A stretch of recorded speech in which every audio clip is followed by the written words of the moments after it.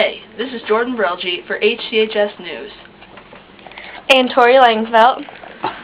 And I'm here with Mr. Angel, who is being inducted into the IHSAA Hall of Fame for his work in coaching. Congratulations on that, Mr. Angel. Thank you.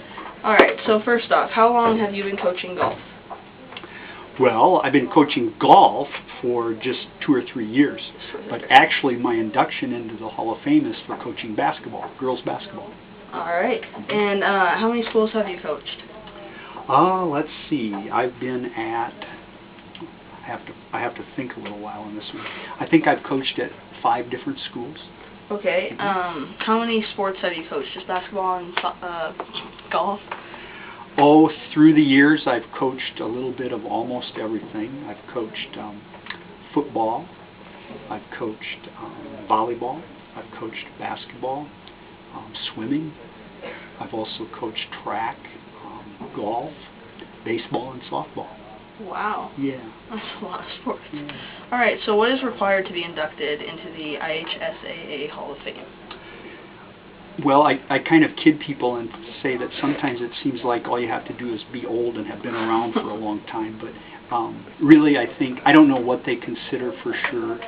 I think part of it is how successful you've been, and I was fortunate enough to be able to coach a state championship team in girls basketball and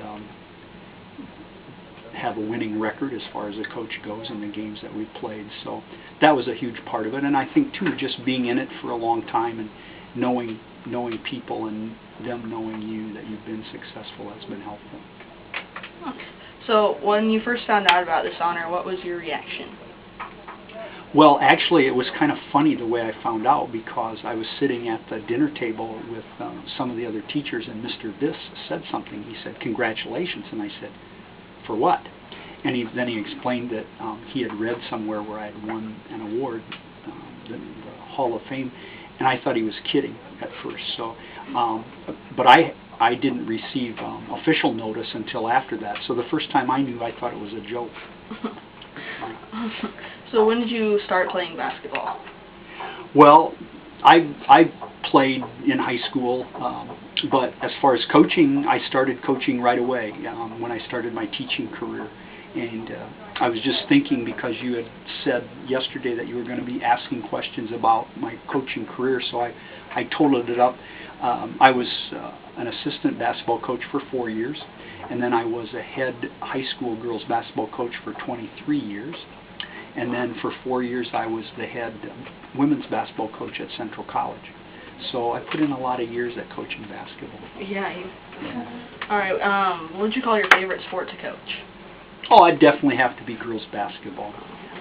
I've really enjoyed that, and it's been, and the things, I'm not in basketball coaching now, and I miss the association with the players and getting to know students outside the classroom, things like that. I don't miss the time commitment that it takes to be a good coach and have a good program, because it does take a lot of time anymore. Yeah. So would a person hoping to become a coach need any sort of degree from a college to do so? Generally, what's happened, schools have a hard time finding coaches. It's a job that takes a lot of time, and it sometimes doesn't have all the rewards financially or in any other way that you maybe would like to see in some jobs. So it's difficult to get people who want to be a coach and stick with the job. So what many states have done, Iowa included, is introduced an endorsement program where anyone can take 4 college-level classes and become certified to become a coach at the high school level. And so you don't necessarily need a college degree to be a coach anymore. Okay. What type of awards have your previous teams won? Well, I think I mentioned a state championship. I was, again, fortunate enough to coach 3 different teams in a state tournament in girls basketball.